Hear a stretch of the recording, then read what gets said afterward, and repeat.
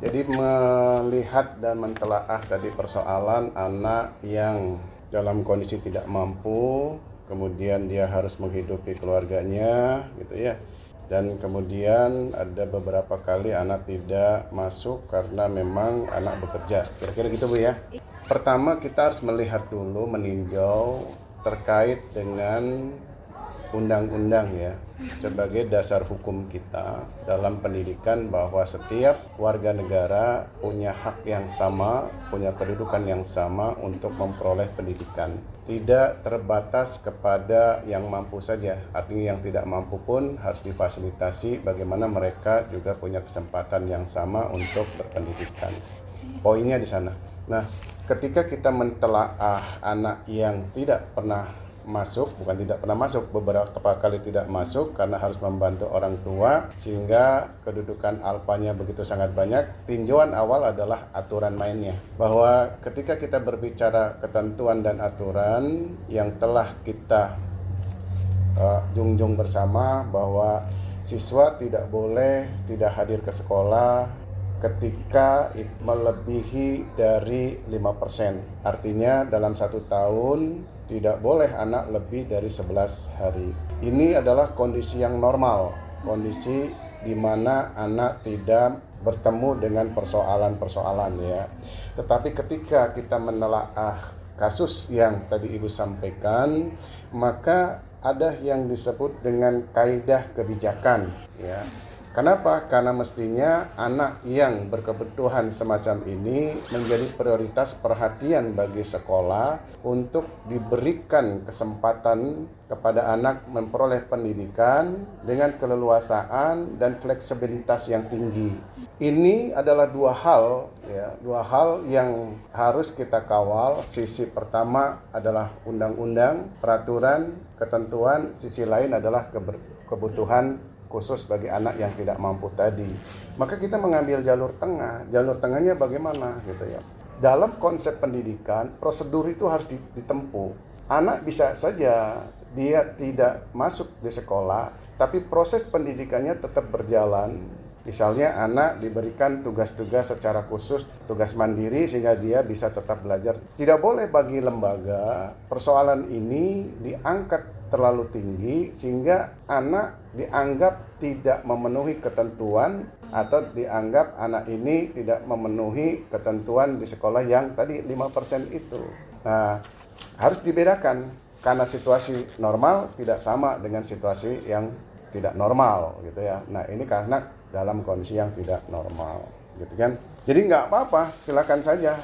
Ada alasan yang menguatkan, maka anak tidak boleh dikeluarkan di sekolah. Ya, kalau ada uzur yang tadi tahu uzurnya alasan yang menguatkan tidak masalah. Yang jadi masalah adalah anak malas tapi tidak punya uzur, tidak punya alasan yang menguatkan kenapa dia tidak hadir. Nah, itu yang menjadi persoalan pada delik ketentuan-ketentuan yang kita sepakati. Kira-kira gitu, Bu. Ketika kita mengambil keputusan, maka kita pertama harus punya sandaran. Ya. Tadi sandarannya adalah hukum.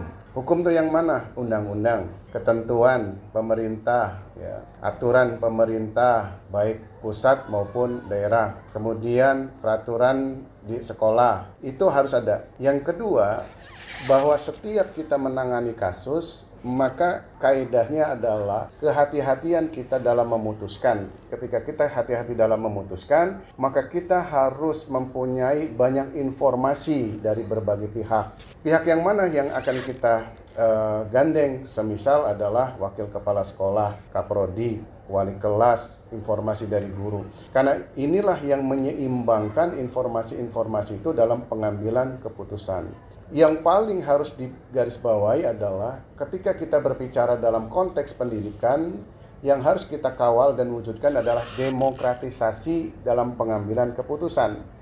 Ya, tidak gegabah dalam pengambilan keputusan. Nah, undang-undangnya kita ada, ketentuannya ada, kemudian informasi-informasi yang menguatkan itu kemudian kita dapati, maka hak prerogatif bagi kepala sekolah dalam pengambilan keputusan. Tentu keputusan ini bukan berdasarkan suka dan tidak suka, mau dan tidak mau, tapi berdasarkan kepada kebijakan dari kepala sekolah itu. Sehingga kehati-hatian adalah menjadi prioritas utama dalam pengambilan keputusan. Saya kira itulah yang perlu untuk prosedur dalam pengambilan keputusan, gitu ya.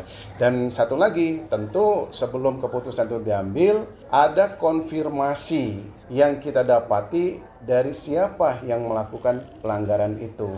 Kenapa pelanggaran itu dilakukan? Seperti apa pelanggaran itu dilakukan? Nah, ini akan menjadi bagian untuk masukan dalam pengambilan keputusan, sehingga keputusan yang diambil insya Allah nggak salah. Setiap kepala sekolah kemutlakannya akan berhadapan dengan persoalan ya, yang tadi disebutkan sebagai tantangan dalam pengambilan keputusan. Kenapa? Karena keputusan itu harus dilakukan sebijak mungkin, karena kita kaidahnya ada di dalam konteks pendidikan. Jadi lebih kepada bagaimana norma-norma itu dipasang, norma-norma itu dikembangkan dalam konteks pengambilan keputusan. Maka tantangan yang paling utama adalah ketika kita tergesa-gesa dalam pengambilan keputusan. Oleh karena itu, tidak boleh bagi kepala sekolah tergesa-gesa dalam pengambilan keputusan, kecuali sudah dipertimbangkan masak-masak, dipertimbangkan dalam-dalam, sehingga tidak merugikan satu pihak dengan pihak lainnya. Jadi tantangannya adalah bagaimana kita mengambil keputusan supaya tidak mencederai hak dan keharusan bagi siapa yang akan diberikan putusan tersebut. Semua persoalan itu akan dilihat terlebih dahulu. Persoalan-persoalan itu akan sangat berbeda-beda. Tetapi ketika persoalan ini menyangkut putusan salah benar, putusan salah benar, maka tidak benar kalau menurut saya secara pribadi, menurut pengalaman saya, ketika persoalan ini terjadwal. Persoalan ini harus diselesaikan pada saat itu. Terutama kaidahnya ketika kita menangani konflik misalnya. Kalau konflik terjadi di antara guru misalnya, di antara siswa misalnya, gitu ya, maka persoalan itu harus diselesaikan pada saat itu. Tapi ketika menyangkut kepada kebijakan yang kaitannya dengan ketentuan aturan dan kaitannya dengan instruksi pimpinan, maka boleh jadi kecenderungannya bisa terjadwal. Karena harus dilakukan dengan kaidah diskusi dan lain sebagainya, gitu ya.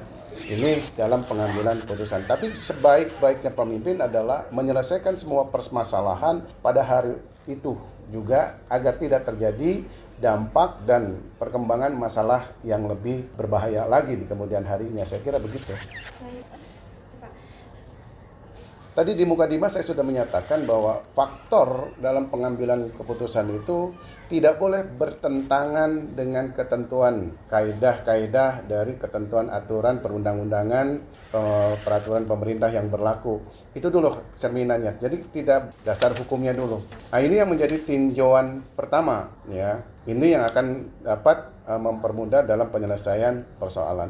Yang kedua adalah pendapat-pendapat tadi, masukan-masukan yang disampaikan pada saat kita memintakan. Saya mengambil gambaran bahwa filosofinya satu pikiran tidak lebih baik dibanding beberapa orang yang berpikir. Nah, oleh karena itu, masukan ini adalah mempermudah bagi pimpinan, kepala sekolah dalam mengambil putusan. Yang berikutnya adalah informasi-informasi yang kita dapati secara bijak, baik yang memberatkan maupun yang meringankan dari persoalan itu.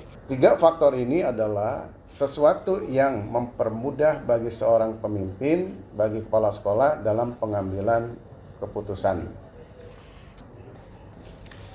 Pelajaran yang bisa kita ambil dan kita petik ya, bagi seorang pemimpin atau kepala sekolah di dalam satuan pendidikan, kontekstual dalam pengambilan keputusan, kemutlakannya pertama harus berhati-hati. Tidak boleh putusan itu didasarkan atas kesenangan atau ketidaksenangan.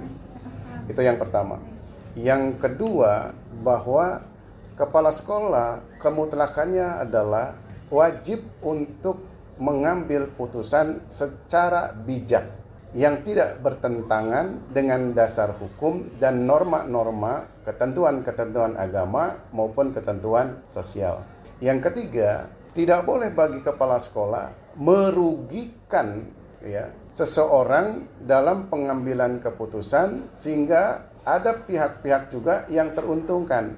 Jadi harus dalam konteks kita mengambil titik tengah dari persoalan itu dalam penyelesaiannya sehingga tidak akan ada konflik internal di kemudian hari. Saya kira itu yang menjadi dasar dari apa yang kita pelajari dan mudah-mudahan ini menjadikan bagian penting dalam pengambilan keputusan ketika Ibu kelak insya Allah menjadi pimpinan di satu lembaga pendidikan. Kira-kira gitulah Ibu ya.